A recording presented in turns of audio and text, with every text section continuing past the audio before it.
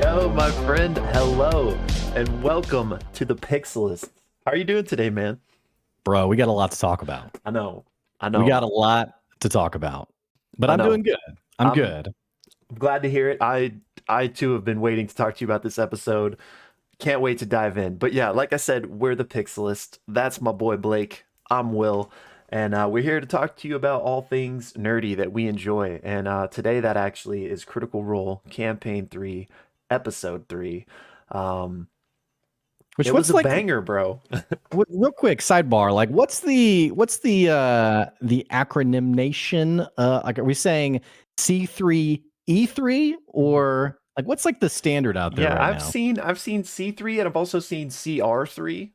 Yeah, okay. So I mean, just pick your poison, I guess. Just keep throwing out versions and see what sticks. Yeah, I like. Yeah, I didn't mean to jump in there and just totally rabbit trail us. No, you're fine.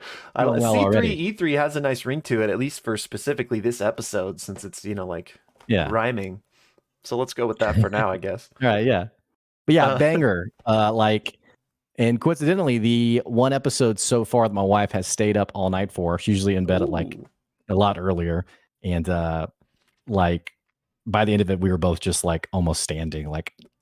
But yeah, the ending sequence especially was crazy, and yeah, we'll get to that. But first things first, if you're unfamiliar with us, we like to do a quick recap of the episode before we dive into our proper discussion and theory crafting and deep dive. So yeah, I guess we could just jump into that now, unless there's something else you wanted to tap into. Well, if you're watching just the recap and you want to see our full thoughts, just down in the episode description, you'll see the link to this whole episode. Everyone else who's here for the whole conversation, it's glad to have you. And thanks so much for commenting, telling us what you think. We love engaging with you after the fact as well. So yeah, let's talk about what happened on this week's episode of Critical Role C3E3. Dun, dun, dun, dun. That's right. Alrighty.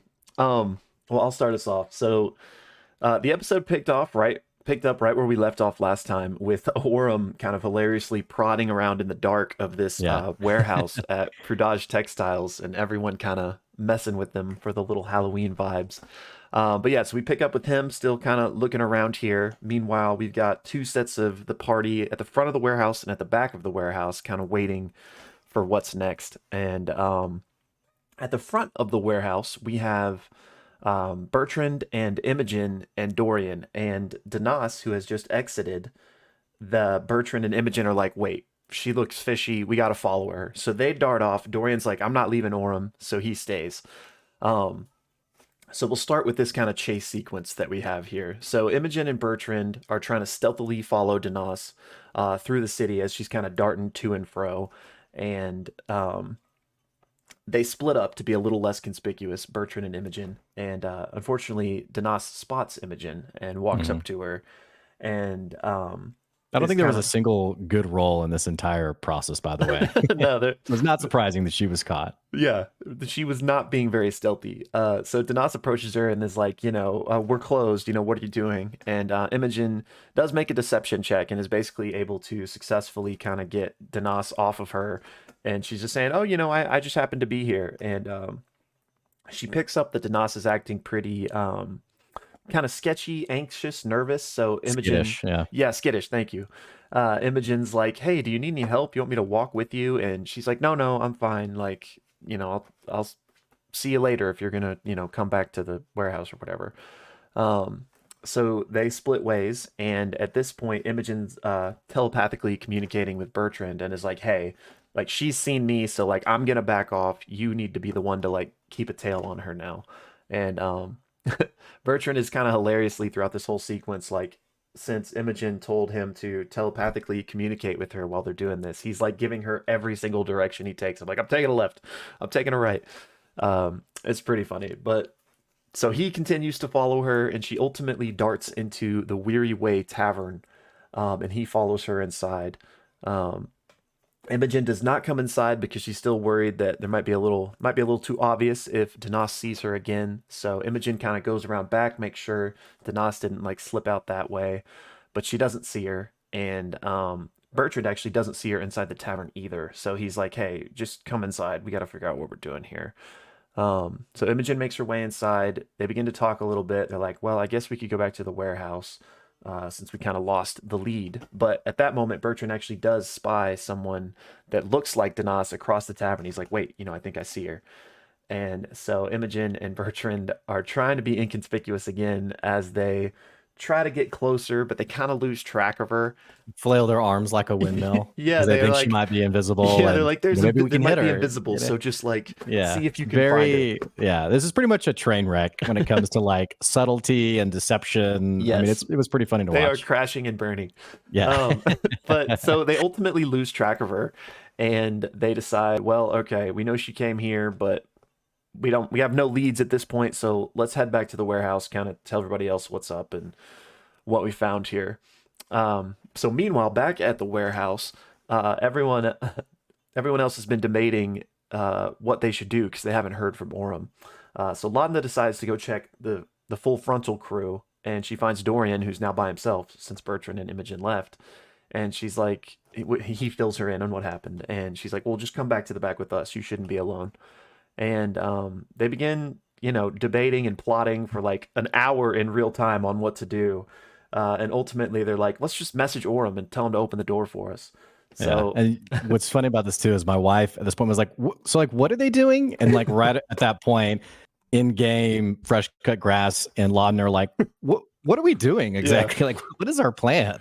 And I was like, "Yeah, see, like, I'm not the only one who has no idea what's going on here." again, yeah, it's a very critical role to just be stuck in a planning phase for forever. But so, yeah, they ultimately are like, oh, wait, we can message Orem. So, Laudna, message Orem, tell him to open the door for us. And so he tries the back door, but again, it is sealed shut, so he cannot open that. So they're like, all right, front door. And he goes and tries to open the front door, but he can't do it from his side. So he's like, y'all are gonna have to open it from your side. And so Laudna, with a combination of her just trying to brute strength it and then ultimately just lock picking it, is able to get the front door open, and they go inside. And around about now is when Bertrand and Imogen return from the Weary Way Inn, and basically everyone gets caught up to speed. Bertrand says, I'll wait outside. Keep an eye out if you guys all, want to go in and investigate. So he does that. Everyone goes in. They're looking around. It is pitch black in there, but Dorian has his moon touch scimitar, which kind of gives some light. But then Fern ultimately casts, I think it's Fern, dancing lights, which illuminates everything. Imogen. Oh, it's Imogen. Okay, yeah, that makes more sense. But so Orem ultimately finds like a locked office, and he slices it open, and they go inside and do some investigating there, and they are ultimately able to find some papers that detail like the business and the ledger of this warehouse. And with some keen investigation, they are able to discern that there has been some adjustments made here.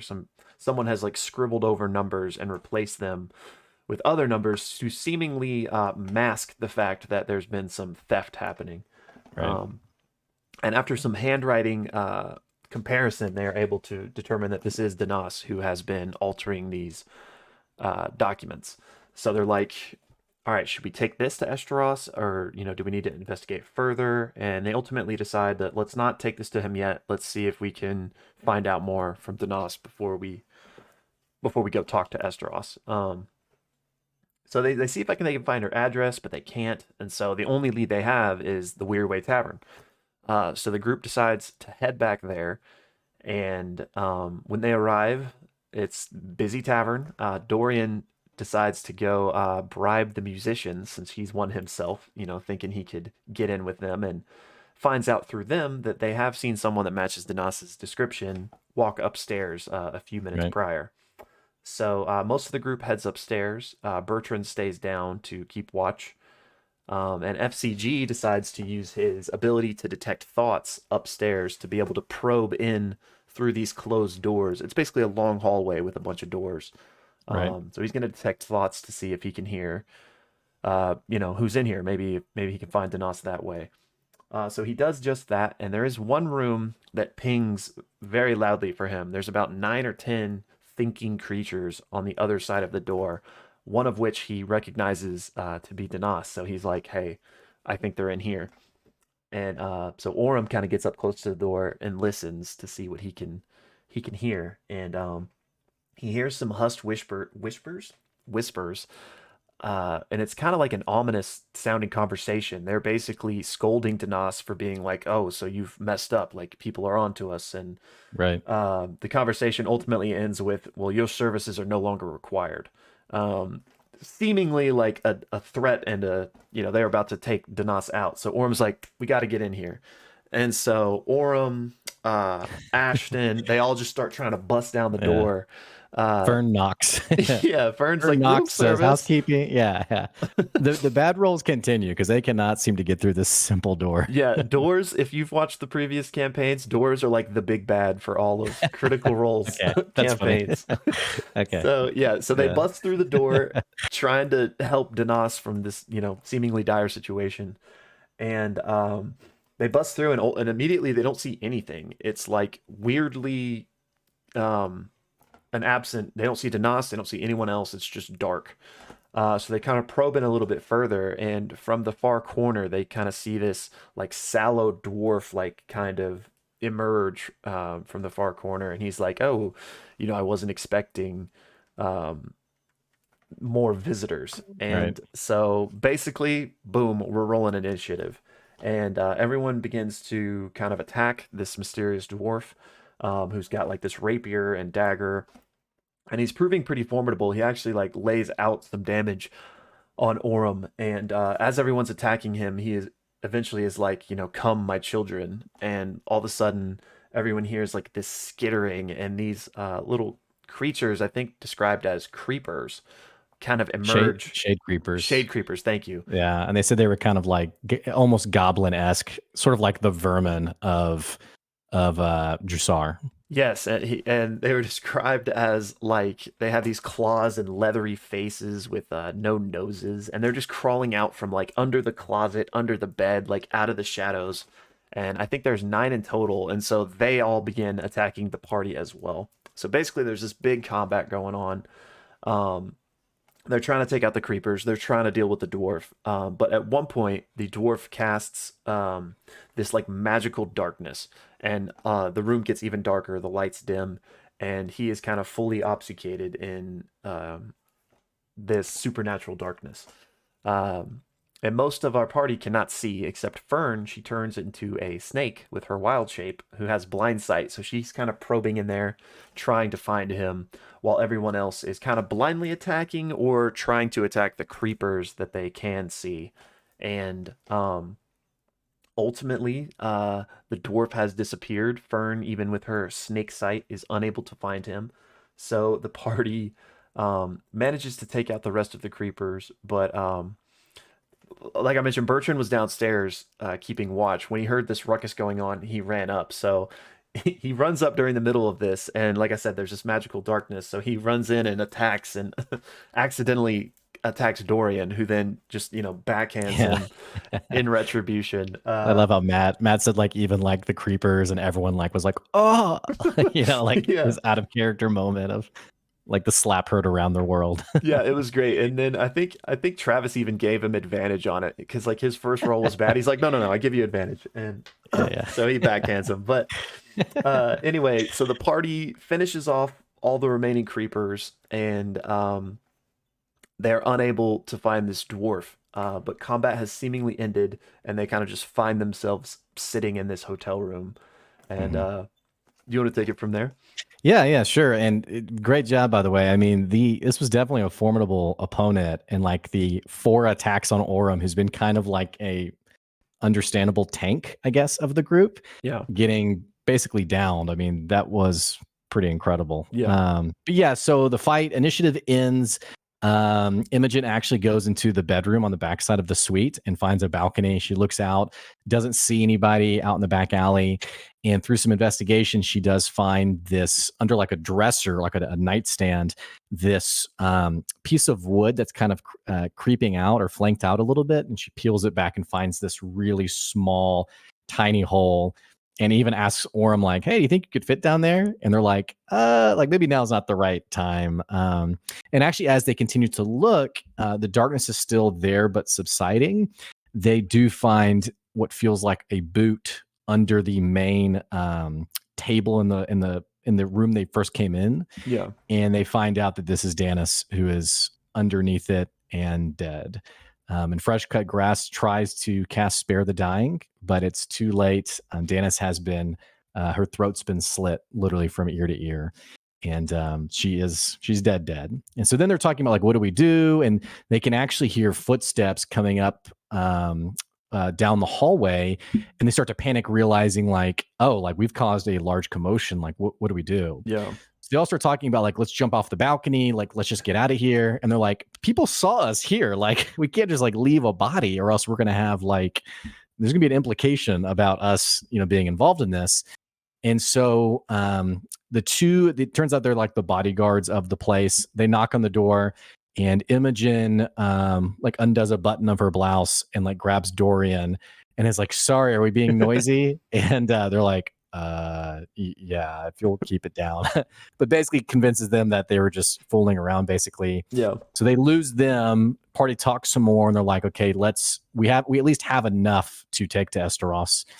And in kind of a dark humor-esque way, Ashton wraps up Danis and then ties the wrapping. Remember, it's a gnome. Ties the wrapping to his glass hammer, almost like a hobo stick. And it's kind of like, but very clever. And so they basically go out the balcony, or they leave, and they make their way back to Esteros's place. With the ledger in hand and with Danis's body. So they get there, and it's actually the atmosphere. They're informed that Esteros is in the dining hall, and the atmosphere is very different than the first time they came here. There's this warm vibe in the place. It's still not well lit, but there's like this fruity baked smell that's like permeated the entire place. And they go into the dining hall to see basically a placemat, or like a serving mat for each of them placed out. And they begin to tell Esteros about what they found. They put the body on the table, and he's very perplexed by this, especially the description of the dwarf that they encountered, and the broomstone. It really throws him. He's like, okay, this actually doesn't sound like the Ivory Syndicate, which is what I was expecting originally. And this character that you're describing doesn't match anyone that I would come to understand. Yeah. But still, the mission has been mostly successful. They've stopped the person who was basically stealing from him. And so he's like, well, let's at least celebrate. And he leaves and comes back with this very ugly baked carrot cake. And everyone's kind of like, oh, like, did your head of the house make this? And he's like, no, I baked it. I made it. Yeah, and he's very proud. I really enjoyed this portrayal of Esteros because he's totally different. Me too. He's not like the brooding, dark, mysterious. He's like this very amicable, friendly, warm, and very proud of his baking skills, by the way. And so he, everyone has a slice, and they're like, hey, actually, it tastes pretty good. And he basically says, we don't need Danis's family to know about sort of her underdealings, but definitely you've all been successful. And so they drop all the gold in front of them and says, we can formally work together now, like you've proven your worth. And, we'll get a formal contract written up in the morning. And does ask them, by the way, like, what is your party's name? And, as we've seen in previous content, they can't really figure out what they want to call it. Yeah. But so they eat and they talk and they socialize. And a couple of quick, interesting details from this conversation is they do ask Esteros more about his backstory. And he basically says that for 20 plus years, he was a mercenary in Marquette. He was part of a group called the Bloody Hilt, and he made a name for himself. He was actually very good at it until he came across a person who became essentially a best friend to him, Lady Mistress Prudage. Is that right? The former owner of the house, who we had found out had basically left everything to him when she passed, and said that he basically became a bodyguard for her, was like a best friend to her, and then she basically died of natural causes. Which, by the way, Laudna does an insight check, and we get another table whisper. Something gets communicated between Matt and Marisha, which Laudna then says after the fact, how tragic, almost sarcastically. So something more is happening there. We also get another detail of Fresh Cut Grass asking about his Estros's former adventures and saying, you know, have you heard of anything about a one-eyed monster who may have been responsible for, you know, all of my friends being dead? And despite this questioning, they really don't land on anything. Estros says, you know, I've heard of Cyclopses, but really nothing that you're referring to. Right. I mean, there's plenty of creatures that could have been responsible for that. Anyway, all this being said, Bertrand's incredibly excited about this contract. He's like, yes, like finally, like I'm back, baby. On top. yeah. And even Esteros, in seeing him kind of brag and gloat a little bit, even has a moment of like, like, good job, Bertrand. Like, well done. All this to say, the party decides, you know, we'll meet back in the morning. They head out. They go to the Spire by Fire. There's a little bit of small talk, and ultimately the party celebrates. Bertrand buys everyone around. He even buys drinks for other patrons in the bar. Yeah. And one by one, the party decides to call it a night. And so Ashton and Fresh Cut Grass make their way back to the Crook House. Was the apartment owner, was it Milo? Is that right? Milo is their name from the Crook House. I don't really know if he's like the landlord or what, but right. So Ashton actually goes to Milo's room and hands Milo the gold that he acquired earlier, and says basically, "Hey, find out everything you can on Lord Esteros." And he actually also has Fresh Cuts Grass cut, who we didn't mention it earlier, but the two of them were talking, and Ashton admits that the reason he's so interested in acquiring gold is because he has some very sizable debts against him that he just wants to be free of. I forgot to mention that. So Milo gives some of the gold back to him and says, I only need just a little bit, but I will find out everything I can find out about Lord Esteros. Meanwhile, Orym and Fern call it a night. Orym turns to Dorian and basically says, hey, make sure the old man makes it back to his room in one piece. And Dorian's like, yeah, of course. And so it's basically just left to Dorian and Bertrand. And Bertrand, it's very, this whole conversation, if you've watched any movie ever, you're kind of like, I got some bad vibes happening here, because Bertrand is like talking about the joy of being young and being like, you know, don't take it for granted, to Dorian, saying like, you know, I'm going to stay up all night and see the sunrise. I haven't done that in years. And Travis acted this very well. I mean, it's just, you can definitely feel the positive energy from Bertrand. And meanwhile, Imogen and Laudna have headed back to the windowed wall, which is where they're going to meet in the morning. And of course, Bertrand, being the charlatan that he is like, yeah, of course I know where that is. And so when it's just Dorian and Bertrand, Bertrand's like, well, I'm going to head out and try to find the windowed wall because I have no idea where it is. And he also says, I have no idea where this library, the Starpoint Conservatory, is either. Yeah. And Dorian's like, are you sure, like, going out alone? And he's like, no, yeah, I'm sure. I want to like let an old man, you know, have his walk. Yeah. And he's like, okay. So Bertrand pieces out, walks off by himself, and also like starts throwing money out to other patrons, like very excited about this contract.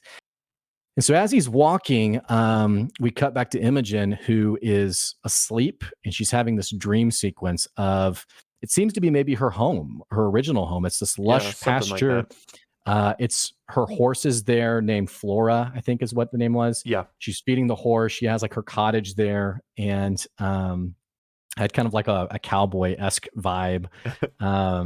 But while that dream's happening, Bertrand is walking and he decides to relieve himself in an alleyway. As this happens, a figure steps into the alleyway and basically says, let's have a conversation deeper in. And he says, no, I don't think I will. And then the person basically stabs him, and you realize it is the dwarf from earlier, and does a couple of attacks on him and just pushes the rapier through him. Bertrand falls back. The figure steps over him and says, Sir Bertrand Bell, and says good night to him. And meanwhile, the set turns bright red. It's back in Imogen's dream sequence, and Matt begins to describe this tempestuous storm that is rushing in on this pasture. And Imogen turns to run back to her cottage. You know, Flora scampers off, And as she makes it to her cottage and swings open the door, she looks back and sees a old refined man, Bertrand, walking face first into the storm. And that is where the episode ends, and that's what happened in this week's Critical Role. Hell of a ending sequence. Oh my gosh, man! Yeah, I know. It's wild and crazy. So let's talk, man. I just you and I, we tried to not text too much just to get like an authentic experience on the podcast. But I mean, I was definitely texting you like, bruh, what? Yeah, I think I just tweeted from our Pixelists account. I just tweeted bruh, and I got like 12 likes right when that happened. Oh my gosh, man. Oh my gosh. Well, maybe that's a good starting point and I'm just typing because I want to pull up Matt's tweet about it. Yeah, I was going to bring that up too. Yeah, so I think this is a great starting point. The fate of Bertrand Bell. Is he dead? Is he alive? My wife, who had been like laying down kind of half sleepily watching, I mean, she was up like, we were just so into it. Yeah. But you and I had talked about it was a bit strange that Bertrand had came on the scene as a level 5 character compared to everyone's level 3 character. Right. We talked about the possibility of maybe this being a temporary, it definitely had like a quest giver vibe. Yeah. And how maybe his character's coming later. And it seems to be that is the case. And if we read Matt's tweet, he basically says Travis wanted to join this campaign a little bit down the road, kind of like what you see in traditional Japanese RPGs. But it led to this issue where I didn't want Travis to be absent from the table. I wanted him there from the start. And so when given the option to create a character, he was inspired to bring Sir Bertrand Bell back. And we discussed the means of his exit. Travis proposed the grim end, but agreed he would not know how or when. And as such, we anchored Bertrand into the story and we watched where things went. Do not fret. Travis will return in the near future with his true Campaign 3 character, and it's going to be a blast to see the paths collide. Seemingly confirming that this is the end of Sir Bertrand Bell. Yeah. Rest in peace, Daddy B. Such a good character. Yeah, Travis. I didn't killed see it. Campaign 1, so I don't know how similar he was, but even like the I think of like how an old person like takes these deep raspy breaths like as they kind of run out of energy. Yeah. And he just like mastered it. He was so good at it. So he grew on me very quickly. So I'm very sad to see him gone. Yeah, Travis is I love all of the cast, but Travis has always been one of my favorites. He's such a great actor, and he knows how to really like hit those character moments, and we saw that out in full force with him as Bertrand. Yeah, I'm gonna miss him too. That's what I was seeing from like all the tweets and stuff last night during the episode. Everyone was like, "No, like we kind of thought this might be coming, but I didn't expect to be hurt this bad." So what I thought was going to happen was I thought maybe because I mean they were laying it on pretty thick. I thought in the sense of he was celebrating. It was almost flags. too. Yeah. I've never thought about it that way. That's actually a perfect way to put it. It was like these little breadcrumbs that were like, it was too optimistic in the sense of like, you're feeling so wholesome for him of like, and I don't know his history with Campaign 1, but I have the impression of like, was very instrumental at some point and has kind of become like this washed up older gentleman sort of vying for like those former days of glory. Yeah. I don't know how accurate that is. So to see him like, yes, like I'm back. I've made it back. And then he's paying for drinks. He's giving money out to people. He's like, giving old sage advice. Yeah. I'm thinking like every red flag is happening. My spidey sense is like, this person is dying. But I thought it was like he was going to die in his sleep. Yeah. Like he was going to go back to bed and just they'd find him like peacefully gone in the morning. Right. But then he got murdered. So yeah. I thought it was awesome. Like a great moment, especially intertwining it with Imogen's dream, which I want to unpack that a little bit. But I kind of, before we do that, I kind of want to take a step back to kind of the meta of what happened here. Because I know some people were upset by this because it kind of is D&D is dice rolls and you don't know what's going to happen, and this in a way was obviously planned, right? Like um it wasn't just the fate of the dice and the fate of the decisions that led to his death. He was basically going to die from Hmm. page 1, right? And I know some people are upset with that because that to them, that's not D&D. I don't see it that way. I think that this was just a really cool, creative, and fun way to do something that was gonna happen.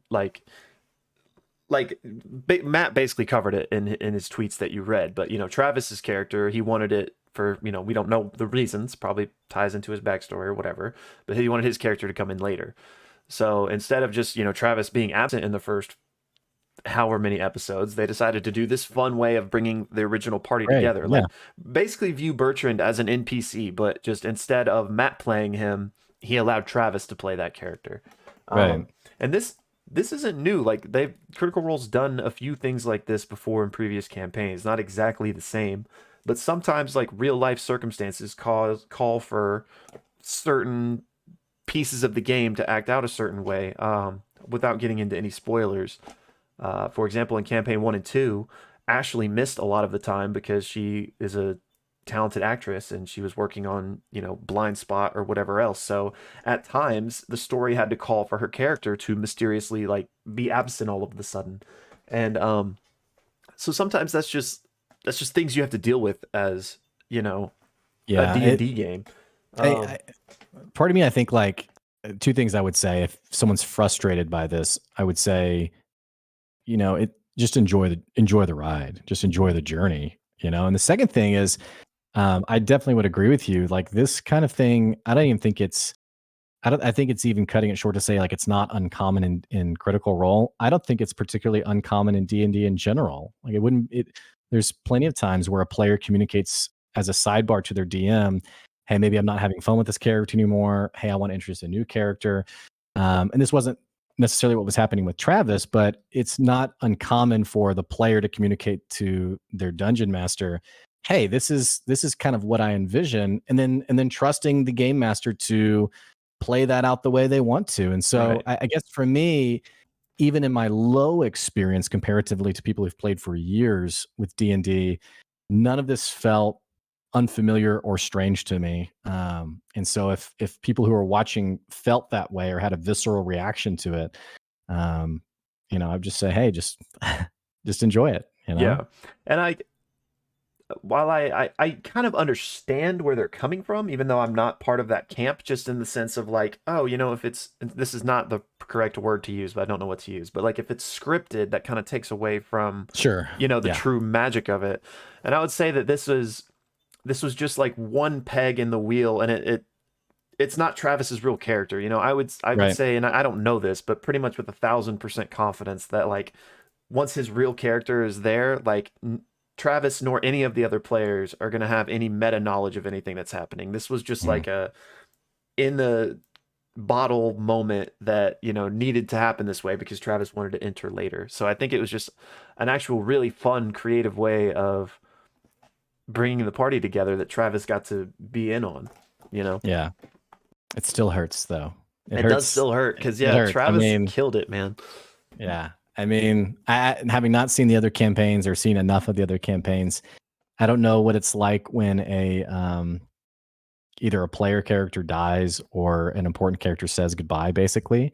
But even though it was in harsh circumstances of him being murdered, it was a nice him being able to experience all the positive wholesome emotions that Yeah. he was feeling. I was happy for him, which Yeah. speaks to Travis that this is a character that I've seen 3 episodes of, and I'm like empathizing, like, man, I'm really happy for that guy, Yeah. and seemingly even getting a nod from Esteros of like, yeah, good for you. Yeah, 3 episodes in, and this was, kind of a planned death in a way. Wait till 50 episodes in, and an unexpected death happens. That would gut you, Yeah, yeah, But yeah, great. Like, so awesome to see his like character journey kind of be fulfilled, and then it does get cut short, but at least he does have that kind of like crowning moment of reattaining that glory that he has been chasing and has been putting up a veneer of having had, but now he actually does have it for a little bit.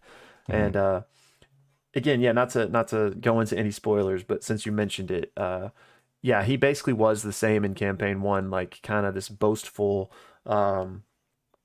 charlatan in a way, but and he was only part of one shots, so he wasn't like a main character in campaign 1. They just was in one shots that took place during campaign 1. But yeah, like at least during those one shots, he actually was like a successful, adventurer, you could say. So it was interesting to see that. I guess over the last 20 years since then, he maybe has fallen off. So it was nice to see him get back. It was nice, for this guy who BS's so much. It was nice to have him form a friendship with Dorian and say, "Hey, I just want to be honest. It's been really hard," Yeah. And you're just like, "Oh, finally, like an honest moment from this guy." Real quick, I don't want to rabbit trail on this, but real quick question: his sword, the Gambler's Blade. I think there was a fight, an action where he said, "I want to wager 3 or something," and I don't know if it was 3 gold, but other players were like, "How does that work?" And he said, you can basically gamble, and if things don't work out, there's consequences or something. Yeah. Just curious, like, what's the very quick, like, short answer on how his sword worked? So I don't remember off the top of my head, but I'm pretty sure it was like, he can wager like additions to his rolls. So, and I could be completely wrong. So y'all in the comments, please correct me. It's been a minute. But It's gonna put you on the spot for the most random things from like one shots. And but what was the name of the mother from the third characters? Yeah, no, anyway. But to my understanding, and again, I have 0% confidence in this answer, but I'll throw one out. I think he could be like, I want to wager +3, meaning like, you make your roll to hit, and he'll get to add an additional 3 on that, I think. And like the penalty is like if it goes wrong, maybe he has like disadvantage, or maybe he's easier. Maybe opponents have advantage on him. It's just some like trade off in that way. Sure. Okay. All right. Well, do you want to talk about Imogen's dream? Yeah. So, which was, so oh yeah, my gosh, the way it tied in with him was so good. Yeah. So kind of what we were talking about. So obviously Travis and Matt had some sort of conversation. Matt said that Travis wanted it to end grimly, but that's basically all Travis knew. So like Travis didn't know how Matt was gonna kill Bertrand, right? But obviously Travis knew some things. Like he maybe knew that I need to get my character alone, or whatever the case may be. Travis obviously knew certain points to hit. What I'm wondering is, what did Laura know? Did she know anything? Or was this connecting to her dream? Just I'm assuming Matt did this and no one else knew this was coming. I think the connectiveness was, we knew that he was heading to the windowed wall, yeah. And so it seems like she has this is how I interpret it. Is, she's mentioned earlier in the episode, she doesn't like taverns, and Fresh Cut Grass asks about it. She says, well, not that she doesn't like people, but gets uncomfortable. And we know from her previous detect thoughts-ish feat that she can hear people's voices, people's thoughts, and it becomes very overwhelming when she's in crowds. Right. And so the way I internalized this was, maybe he was relatively nearby, and her psionic awareness sort of picks up that this is happening, and he gets, the way it gets demonstrated is him in the dream basically walking into the storm. Yeah. Okay, that's interesting. That's how I envision it. I mean, I don't actually know. Well, I mean, clearly it was supposed to be him in the dream, right? We can say that comfortably. And to me, walking into the storm was him dying, like a metaphor for that, right? So that's an interesting, the proximity. I wasn't thinking about that, but that makes sense because he was going to find the windowed wall, so maybe he was close, and that's why. So proximity is a great explanation, and one I had not thought of. So I was trying to think of like, what was their connection that he would appear in her dream? Yeah. Okay. But yeah, I see what you're saying. Proximity is a feasible answer there, so I like that. Yeah. Which the other thing though I was curious about with her dream is, and I've saw enough of campaign 2 to see some early dream sequences, if you can call it that, or with Travis's character. And so I know this happens. I haven't seen much substance there in terms of, again, past like maybe 10 to 20 episodes of past campaigns. But eh, two questions I have for you. Hmm. One, are these typically story points that imply like a larger narrative? Like, for example, her being back home and her horse in this massive storm, is that foreshadowing of something grander in the narrative? Or do these tend to be just like one-off random dreams?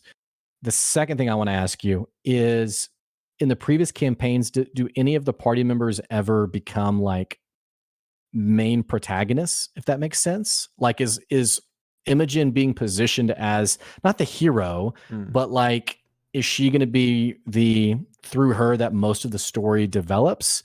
I know that's a really heavy question. You have no idea like what's going to happen, I know what you but mean. curious, like from past campaigns, like what could be happening here? Yeah, so to answer your first question about the dreams, I'd say they're definitely not random. Like that Matt paints a picture on purpose. Now that doesn't mean it's like it's the key to the next plot point that's going to happen, but it Yeah. definitely Okay. is there for a purpose. It is, you know, a lot of times like a metaphor or foreshadowing or something. It differs, but it's definitely not just like complete BS. Like there's definitely that scene was there for a reason. You know, I think there are clues and stuff to be gleaned from it. But you know, that's not necessarily to say that it is like the key to the whole campaign type of thing. Um, and then as far as your protagonist thing, the spotlight kind of shifts during the campaign. There's like, think of it as like everyone kind of has their own quests. Everyone kind of has their character journey they're going to go through. And so, you know, we might have an arc that is all about Imogen and it's about confronting whatever's going on with her. And, you know, we'll tackle that. And then maybe that gets resolved. And so now we're going to move on to Ashton, what taking care of their debts and, you know, exploring that. So I'd say throughout the campaign, like different members of the party will become the protagonist, as it were.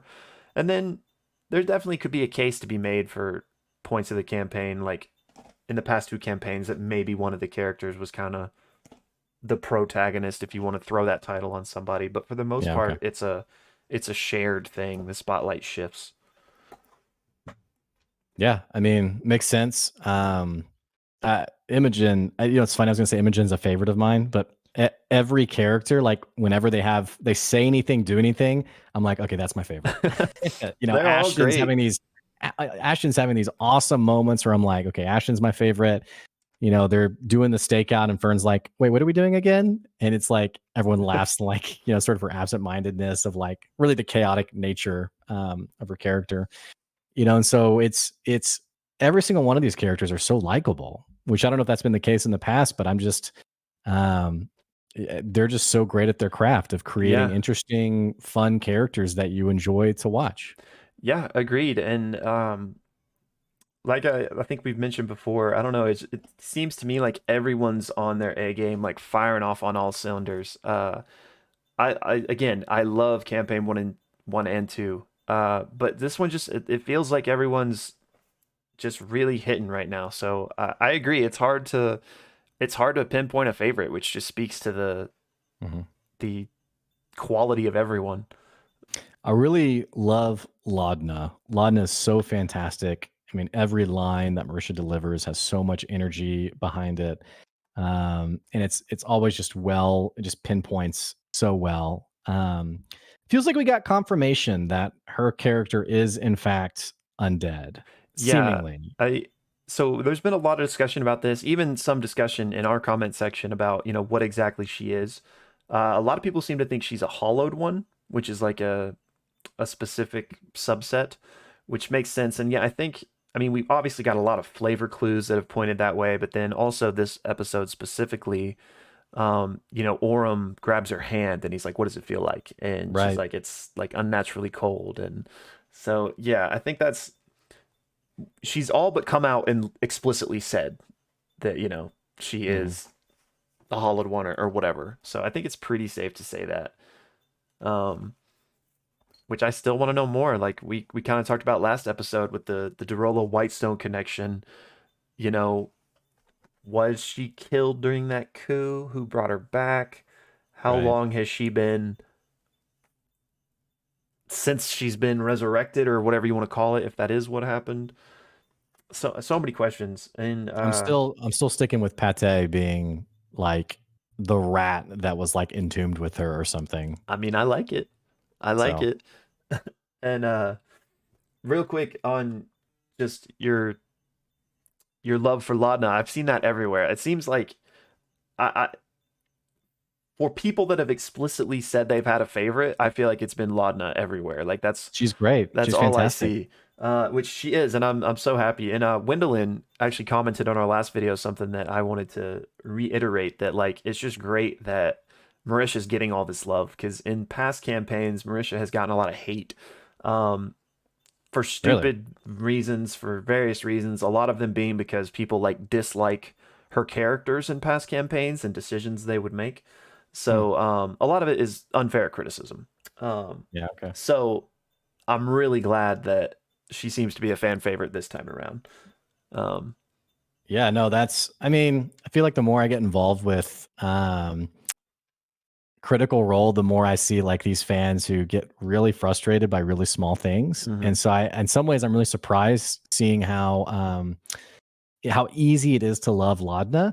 I'm surprised to hear that from Yeah. past campaigns. Because just from what I've seen, I never really had an issue with it. The only thing from campaign 2 was, for me, it was just being unfamiliar with the monk class. She played a Yeah. monk, pretty sure. Right. Yeah. So that was my only like disconnectedness, was like I don't really know this class, I'm not familiar with it, and so, um, but yeah, I think other than like her dialogue is amazing. I mean, she's so great and engaging, but there's also these like key characteristics that are just they're interesting and they're fun. Like, oh, Laudna's an amazing interior decorator, which, and like her comment in the first episode of like, I love kids, Yeah. and it's like these things that are a bit seemed like almost like a bit of an oxymoron to her ghastly origin. Hmm. But yeah, I mean, it's she's a very enjoyable character to watch. Yeah, So her and Travis as Bertrand, I feel like have done the best job of like adding this flavor with everything they do. Like they've really painted a picture, each of them. Like, with her like ghastly movements she describes, and like, mhm. what her appearance is looking like whilst she's doing any number of things that she's doing is um it's just great. Um and speaking of, I feel like this is kind of a random segue here, but it feels like it might fit nicely. Shout out again to Robbie, who's just been, this is his first ever D&D character. Second campaign in a way, but same character, so first real still experience, I'd say. And he kills it. He's such a natural. And Yeah. his moment in the episode with deciding to like use his musician connections to go try to, talk to the band. I was like, that's such a creative, clever, like just thing to do or try in D&D. And it's just, he had a few moments like that in EXU where I was just like, dang, I can't believe this is this dude's first time playing this game. So we're 3 episodes deep. Do you think he's a permanent addition? Because I think what we've been discussing is that maybe he's semi-permanent's not even the right word, but like has an arc that's going to be told. mm-hmm. But I don't know. For me, I really, his place at the table feels so natural. It feels so normal, and the way he engages with other people at the table is pretty great.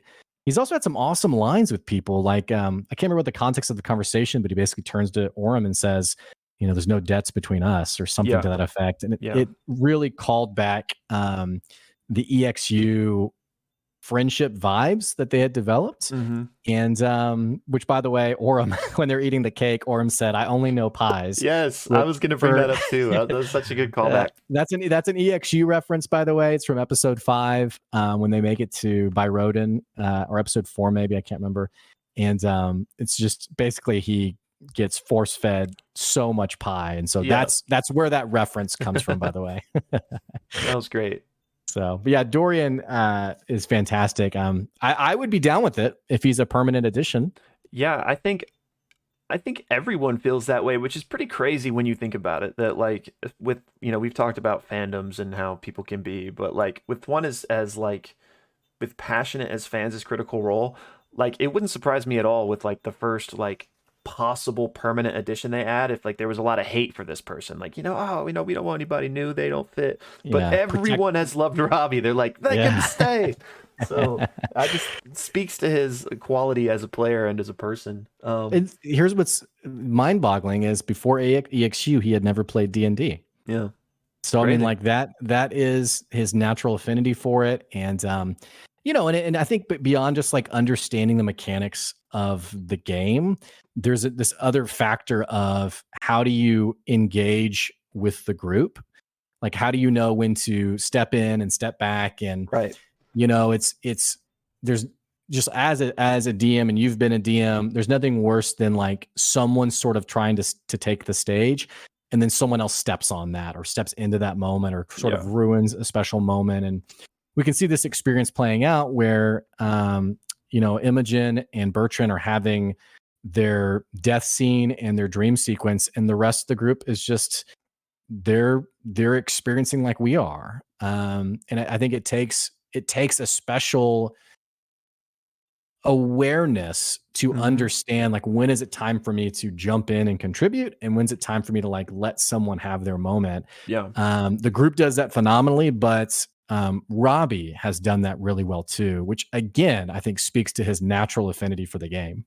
Yeah, I mean, because the rest of the table has had 6 to 8 years of practice of sharing the table with each other, and that's Right. they are very skilled at it. That's what makes Critical Role so good, is they're so good at sharing the spotlight and knowing when to like contribute to someone else's story versus kind of sinking back. So it is just very impressive that Robbie fits naturally with people that have been doing this for forever.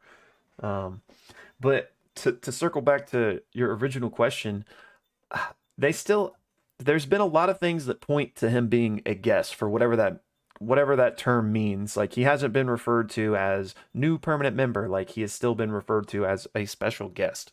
So to me, that seems that he's at some point maybe stepping away. Maybe he'll come back as like a recurring guest, and like certain arcs will not involve him, maybe because of real life things that Robbie has going on as a professional actor and voice actor, or maybe for in-story reasons. But just because they haven't come out and said it, like, I feel like they would have just come out and said it at this point if he was like a permanent addition to the table. Oh, and I'm thinking like the setup of the table. I mean, the camera's only so wide. It feels like 9 is too many, right? I mean, maybe, I don't know.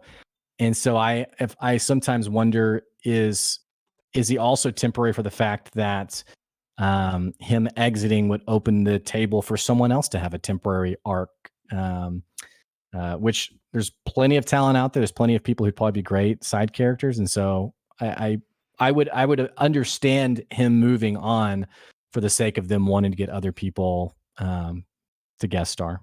Yeah. I could see that. I don't necessarily think that would be like the main reason they wouldn't permanize him, but Sure.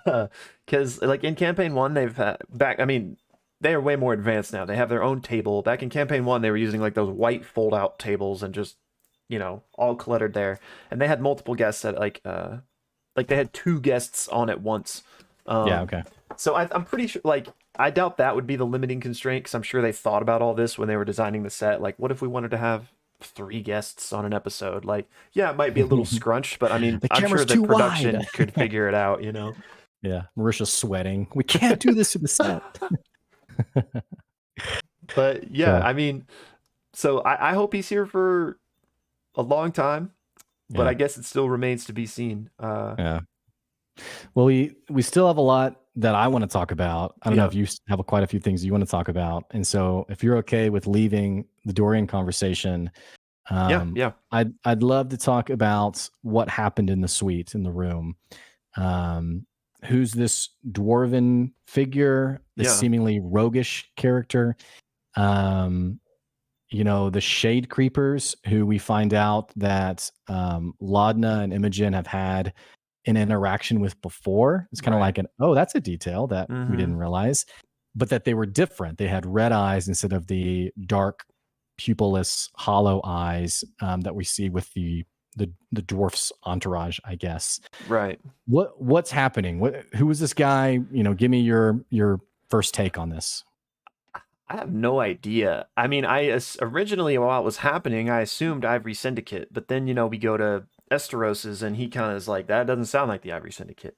Right. So I have no idea who this may be, and these creatures, they he called them his children. I don't know if that was just like a creepy villain thing to say, or if there is some sort, like, did he create them somehow? Mhm. Um, I don't know. And I also was wondering, do you think the shadow creepers were because when F.C.G went by the room, he thought he heard 9 to 10 thinking creatures in there. Do you think those were the things that were being pinged, or were there even more I you know humanoids?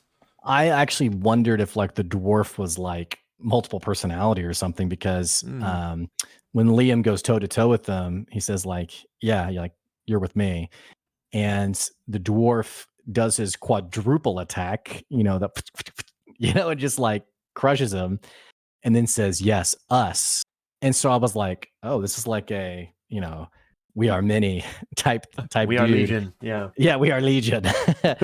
And then the Shade Creepers popped out. For me, it makes more sense that they were like because he said they detected like thinking creatures, Hmm.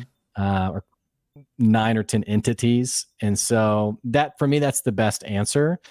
I am curious though. So we know that they seem to not be part of the Ivory Syndicate. One detail that's interesting is I sort of interpreted this character as just like a one-off nefarious, the person orchestrating like the smuggling of Broomstone or what have you.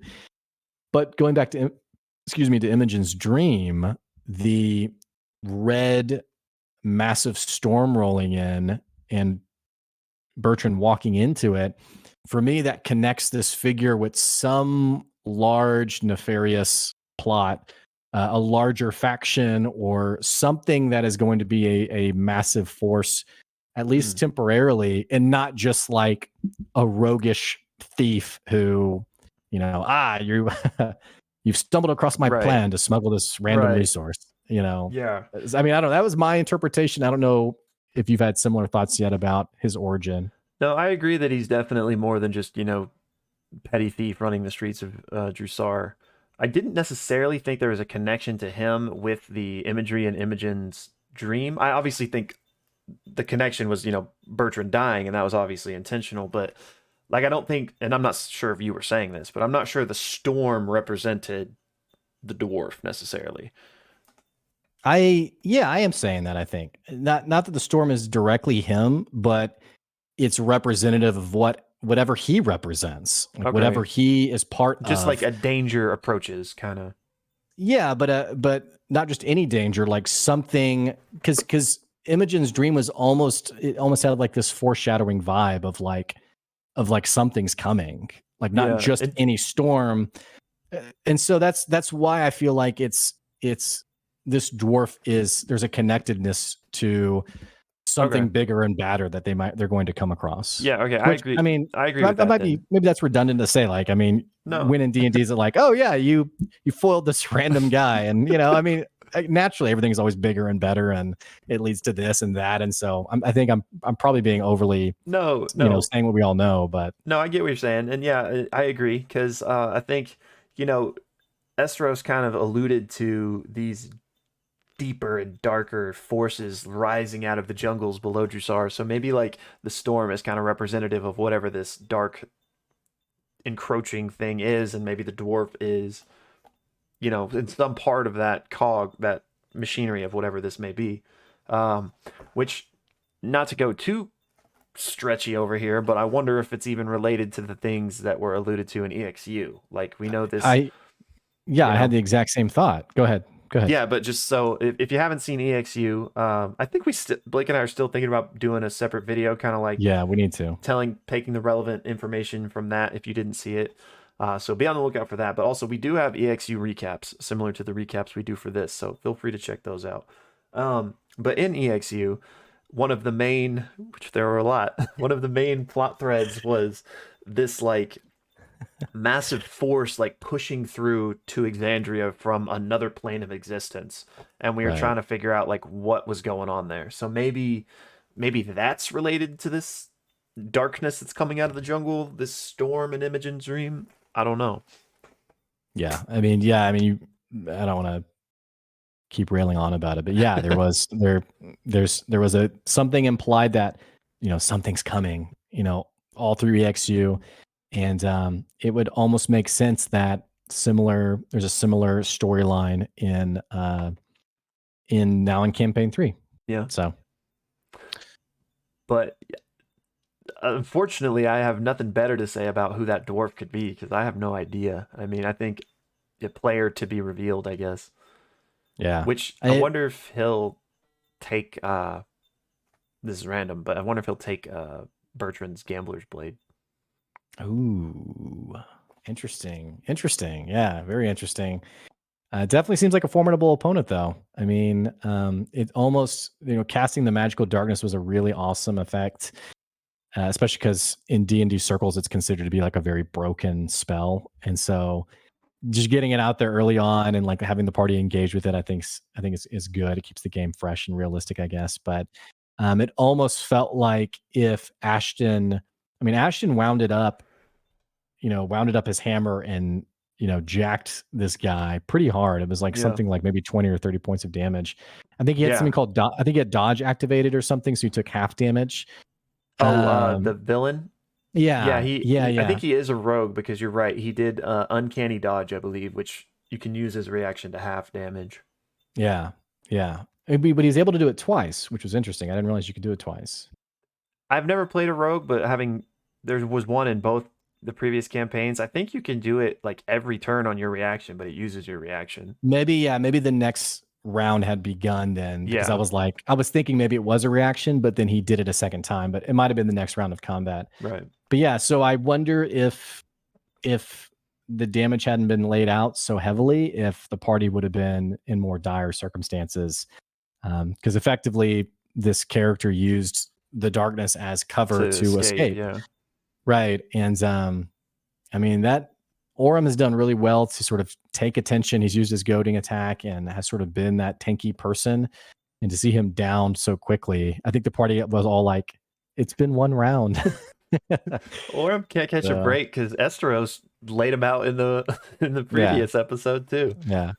So, but yeah, no, I'm really curious to see how this character continues to pop up and how soon we'll see him again. Yeah. I'm even curious how quickly they're going to find Bertrand, if they're going to find Bertrand, and are they going to adopt a team name after him, or that? Yeah, I forgot to bring that up earlier. I was going to ask you, do you think especially he was during that tavern scene, he was like, we're the Bertrand Bells, and like he kept saying stuff, and they're like, no, old man. But I wonder if now they kind of will to honor him. Like, that'd be interesting.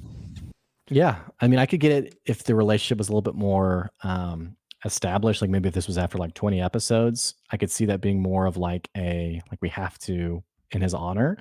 So I could see it going either way. It would be interesting if they take some kind of name after him. For me, like the naming side of it is always kind of fun. And I know in EXU they never really were able to land on. Couldn't get one. So yeah, I mean, I guess we'll find out. They talked about it in the tavern after the fact that they need to give Esteros a name for the contract. So it seems like even though Orem said, it doesn't have to be permanent, so it opens the door up if they want to change it. But how did Vox Machina come about, by the way? So quick Critical Role history lesson here. So the Critical Role started, it was already a campaign. They were already playing at home. And then they were approached and decided to make it like a live stream show. So when we picked up with episode 1 of Critical Role Campaign 1 on Twitch, it wasn't the start of their campaign. They'd already been playing for like a year plus. So they already had their name. So that didn't happen on screen for us. Yeah. But they were originally called the Super High Intensity Team, aka the Shits. First letter of each one, and they were like, well, we probably shouldn't have our name be the Shits if we're going to go live stream this on Twitch. So they changed it to Vox Machina. I don't really know like how they arrived there necessarily, but the show started with them already having that name. Yeah. Okay, cool. Yeah, well, so we'll see what happens, but I have another thing I want to talk about, unless you wanted to talk more about that. No, yeah, that's pretty much it. But yeah, I think we found our first bad. Our first, Yeah, not necessarily the BBEG, but the first yeah, one. yeah. Which again, I don't know how often Matt tends to introduce big bads in his campaigns. But yeah, I thought it'd be cool to talk more details that we've continued to talk about things we've learned about characters individually, like the Yeah. running narrative of each character. And also part of the fun is sort of figuring out these homebrew elements of Hmm. each character. And so um, I have a few different characters I want to talk about. Yeah, yeah. Laudna, um, Laudna, Imogen, really, I guess almost everyone.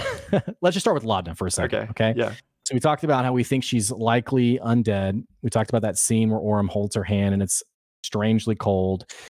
The random detail I wanted to mention about her was when she did her strength check to pull open the door of the warehouse, she rolled a 19 and she said 19 minus 3, so 16. And I immediately was like, minus 3? I mean, that would have to be like a 4 or a 5 or something for strength, which you typically don't hear. Typically, stats, you don't see them lower than 8 if you're using like the standard array. Yeah. And so that really threw me. And then they had her character sheet pop up later, and she does, in fact, only have a strength of 5. So that's Those just a random detail those that undead was bones are interesting. brittle, man. That's what I was well, so that's yeah, that's the thing is like I thought, okay, yeah, maybe it's because she's undead, so it better reinforces that. Yeah, and when she did do that strength check, it was interesting that she like described like this dark pulsating energy, like kind of like enhanced her muscles. So just Right, because I think Matt said her arms like popped out of her sockets or yeah, she always something. like I have to put my shoulder back in. Yeah. And it's interesting though that Dorian was able to do cure wounds on her. So we talked about earlier, like how does Yeah, that mechanically work with like healing right. spells? Like, because in some other like games and movies and stuff like that, I'm trying to think of like the most easiest example. There's a great RPG where like if your character's undead, healing actually wounds them, and they need poison to regenerate. Right. But it seems like even though she is seemingly undead, she can still be the recipient of cure wounds or healing word or what Yeah, have you. which makes sense. I mean, because that would have been kind of a weird thing to navigate for an entire campaign of like, we gotta fetch more poison to heal Laudna. Um, but And yeah, it's so clunky. Like, don't cast it on me. So right. So, like I said, someone pointed out this Hollow One subclass, which I think, from most of what I've seen, that's what people seem to think she is. I'm not like I'm not super familiar with that. I did briefly look at it, and it did seem to line up with most things that she's done. Um, but yeah, we still don't have the confirmation, so it wouldn't surprise me if it was like similar to that, but was some sort of homebrew that her and yeah, Matt yeah. cooked Okay. up. The other character is Ashton. So just more mechanics of his character. When he did the attack on the dwarf, and he said, "Yeah, what the heck? I'll do a chaos burst or chaos blast." I immediately got, having played a paladin heavily, I immediately got a vibe of Divine Smite, which Mm, Divine Smite, you have a limited number of uses, but basically, whenever you land an attack, you can choose to do a 1d8 to do an extra 1d8 of damage. And so I almost wondered if this Chaos Burst is his homebrew version of that, yeah. where, and I think he even said like, yeah, I'm going to do lightning damage this time. Mm, So I wonder if it's like a Divine Smite version that, and he did 7 points of damage, I think, which lines up with like a 1d8. yeah. And like I said, he changed the damage based on what he wanted. So I don't know. I wonder if that's something happening there. Yeah, that's a great insight. I think that might be kind of, not that it's the exact same, but that's a really good parallel there that I could see that. And correct me if I'm wrong, there was a lot happening in that fight, but he rolled a natural 20 on one of those attacks, right? That he did a ton of damage with. Yeah. Did anything happen because he hit a 20? That's what I was trying to figure out, if like he hit a 20 and so now he also got to um I thought he said chaos something, but maybe I'm just confusing two things. But I wasn't sure if like I think that's what I'm referring to when he said okay, when he okay. basically said like, yeah, let's throw a chaos burst in there too. Okay. So yeah, Um, I couldn't. So that makes more sense if it's like a kind of akin to a divine smite. I didn't know if it was like because he rolled a 20, he now yeah. gets to do whatever that Well, and was. with Divine Smite, you can wait. You can retroactively say like, okay, I'm going to use it. Like once you see it connect, Once and you so have it hit, that's okay, how I internalized it that of makes him being sense. like, oh, natural 20. Okay, yeah, let's go ahead and throw that in too. Yeah, No, because was it? Does it get doubled too? that I don't remember I can't actually. remember either. I don't think so. In Divine Smite's case. Yeah, the damage wasn't as high as I expected it, so I would think maybe not, but maybe I'm not Hmm. sure actually.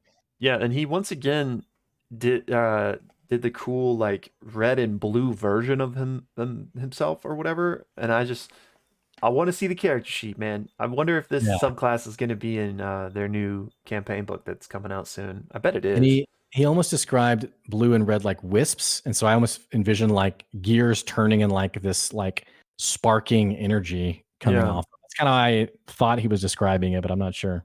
Yeah, I think so. That's kind of the vibe I got.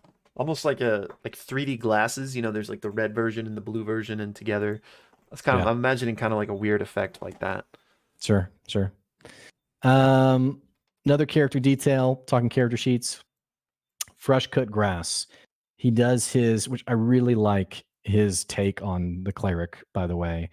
But he does transfer suffering. So Laudna takes 16 points of damage. He does transfer suffering, which seems to be this reaction to take 8 points of damage. And then when he grappling hooks one of the shade creepers, he tells Matt, I want to go ahead and take that uh, Yeah. I want to take the 8 hit And points and channel it back yeah, into, which was, super I cool. couldn't tell if he was saying he was just taking eight of his own temporary hit points and doing that, like if he can, take some of his health and put it in, Hmm. or if he was taking the 8 damage that he just absorbed and redirecting it, which the latter would be such a cool mechanic if that's Yeah. what's happening. That I mean, I was assuming it's the latter as well, but yeah, that was just super cool.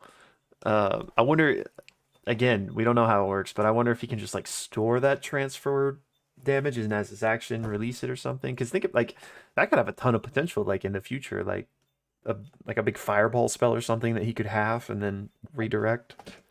It's like a Doctor Strange, gobble the Yeah. gobble the bomb type thing. What? Um, yeah. So, and then fresh cut grass in general, we got some more details about his original quest. They're looking Yeah. for a they're looking for the one-eyed monster. And Yeah. then Ashton That. was like, pirates. Yeah. So I was going to talk to you about that. So we've kind of been wondering about is there more to that story that he revealed and uh about his, brothers and sisters all being killed and, Ashton finds him. Seems like there's more there that's being left unsaid.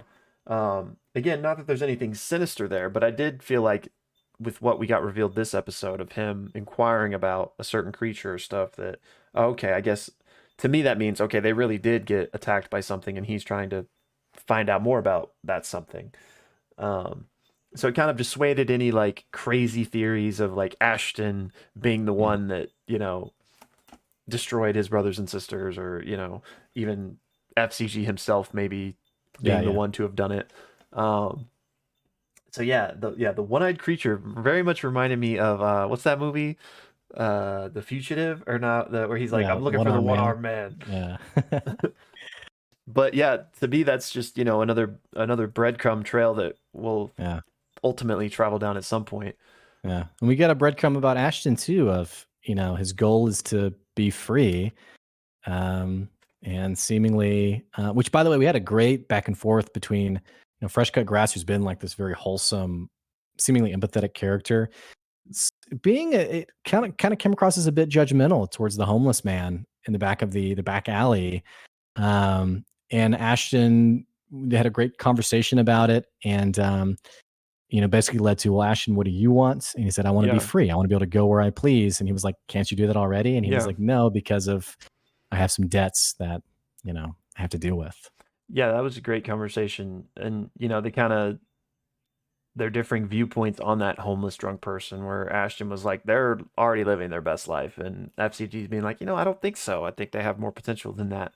Right. And we're just kind of getting more insight into his character about how he wants to help people find their potential and their happiness. Right. um but yeah, uh definitely some interesting insight on Ashton. So we know that he mentions the debt is kind of holding him back, which is why he's doing this for money, but also like there's some reputation issues. I think he mentioned that, Mm. and specifically there was when he goes and talks to Milo and gives him the money to find out about Esteros. There is a she that is mentioned between Milo and Ashton. He's like, "Is this about Yes. her?"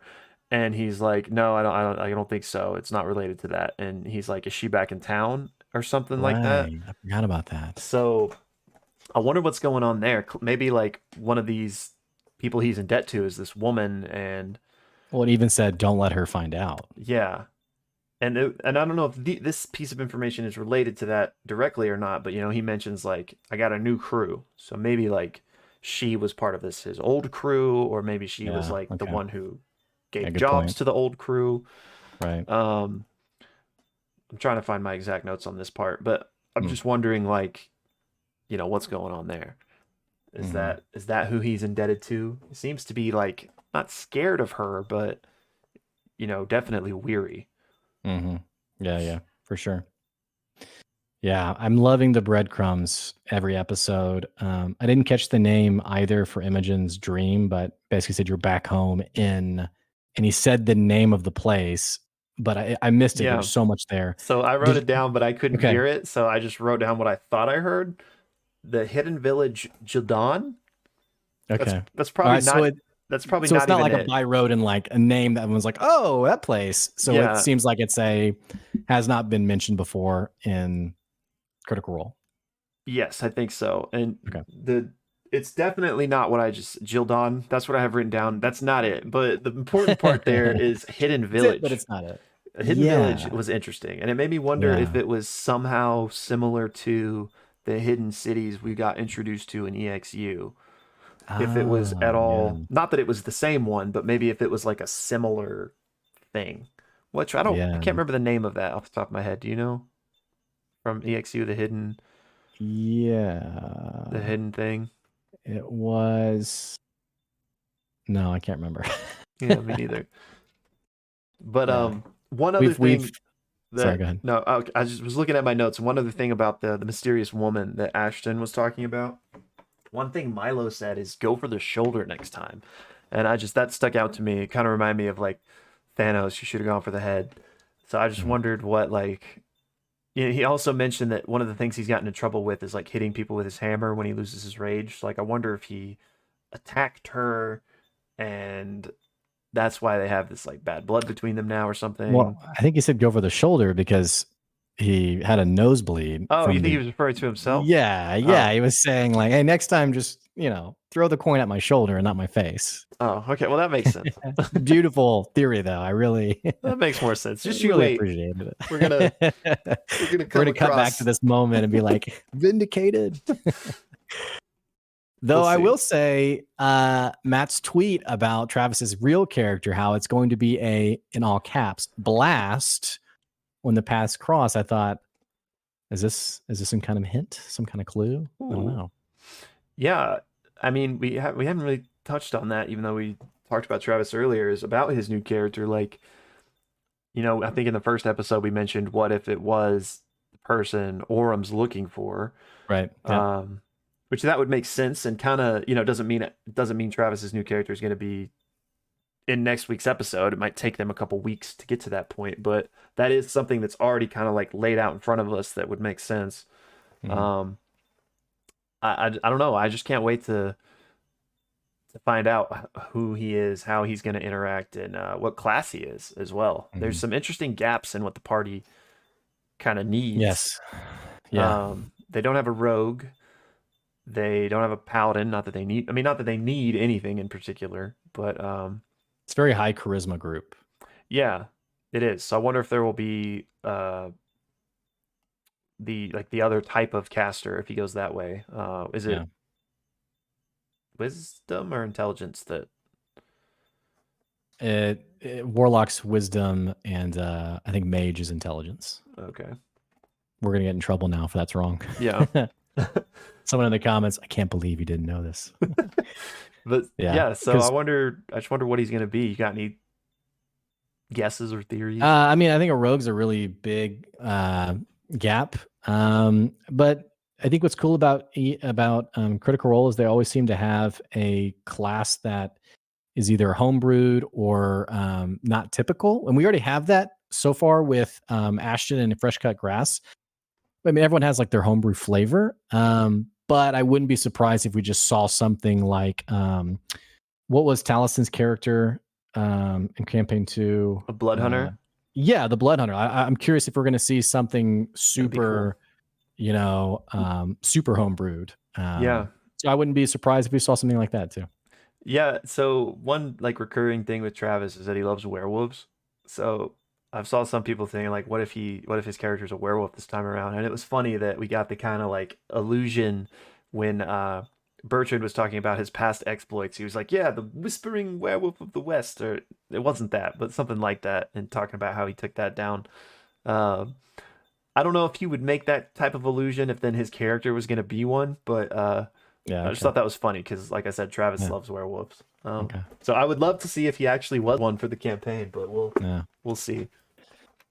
Well, do you have anything else you wanna talk about, or do we want to wrap this up? Um, Let me check really quick. I mean, I think we hit most of the things. Well, while you're looking, this is part. Well, maybe we'll have like a pronounced version of this every episode since we're getting so many comments now. But while you're looking, I thought it'd be good just to go to the comments and point out any insights that our viewers and listeners mm, picked up and added. yeah, Questions that we had ourselves. yeah, So, and apologies, by the way, we didn't prep this in advance. I have it up and thought there were some good insights here. So, couple things. A guy by the name of JM does mention, we talked, do barbarians have different kinds of rages? And he says there are definitely different types of barbarians that can have various effects when they rage. Barbarian's Path of Wild Magic immediately comes to mind, where at level 3 they can Wild Surge and have 8 different effects that can happen when they rage.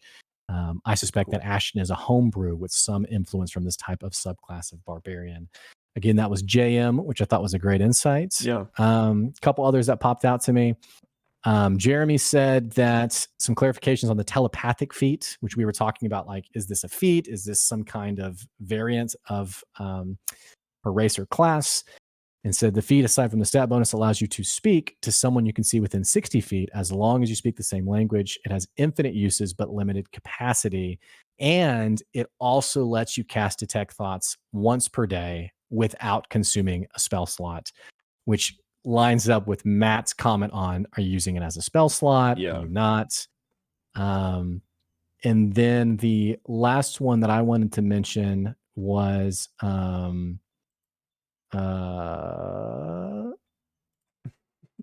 I don't know. I don't know where it was actually. So those were the two though that I thought, oh, okay, those are great insights that I want to mention for Yeah. the context of, and plenty of other comments, by the way, on like people's theories, thoughts that were all really great. But I think those couple of details helps answer some questions that you and I had of like, okay, how's this working mechanically? Right. And I like this idea for a segment. I'll definitely maybe like try to figure out some specific ones to talk about as well, but don't have that prepared at the moment.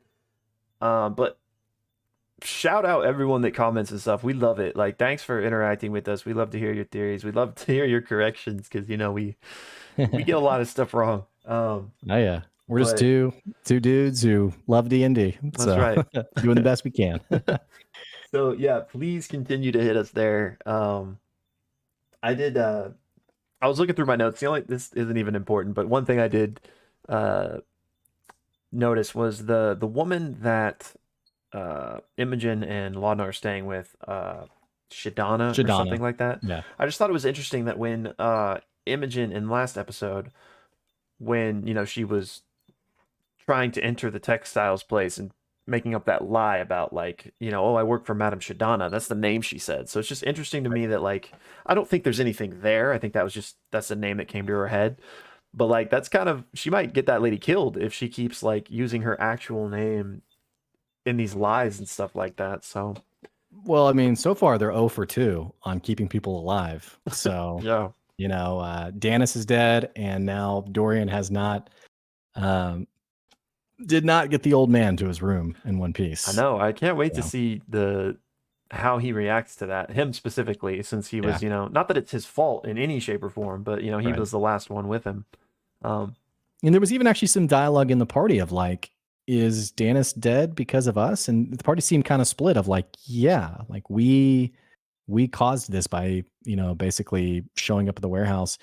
And then Ashton had a different response of, no, like she was in a bad way and bad things happen. It's just how it is. Yeah, I liked the moral like dissection of a few different parts of the episode. That one in particular, and then also I think Esteros asked them like, "Is this?" I don't remember what he said, but he was like asking them about like, "Is this how you wanted it to go?" Or like, "Do you wish you could have saved her?" It was something like that, and so I liked that they were kind of like Which, dissecting, like by the way, I loved after their dessert with him when they were leaving, where Imogen goes, "I was weird eating that in front of Danis's dead yeah. body." And then Matt clarified, like, "Oh no, we took the No, body she got away, taken but-" away. Yeah, but I just envision them all like, so, she just lays there. No, that was But great. I want some all carrot right, cake. yeah, definitely. I was hungry. Actually, I whipped out some Halloween sweets while I was watching Ooh, at the end. But very nice. great episode, phenomenal episode, and longer episode for us today. And yeah, I enjoyed it. It's great stuff. So we just got to do our thumbnail. Yeah. I don't know. I'm thinking just the shock. The shock thumbnail was always a good one for Oh, what happened. yeah. All right. That's So fair. okay, you ready? Yeah. All right.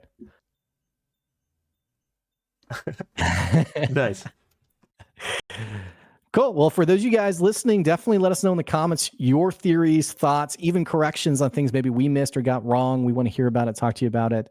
Don't forget, we're on Twitter at the Pixelists. Again, that's at the Pixelists. And also, this podcast is actually coming to an actual podcast format. Ooh. In the near future, you'll be able to find it literally anywhere you listen to podcasts. So Apple Podcasts, Spotify, what have you. And we'll let you know when that's up and running. Yeah. Oh, and not to be the classic YouTube person, but do us a favor. Like and subscribe. It helps us out, helps more critters find us. Sure. We can build our discussion theory crafting family. Yeah, of course. Yeah. So, having said all that, see ya. See y'all next week.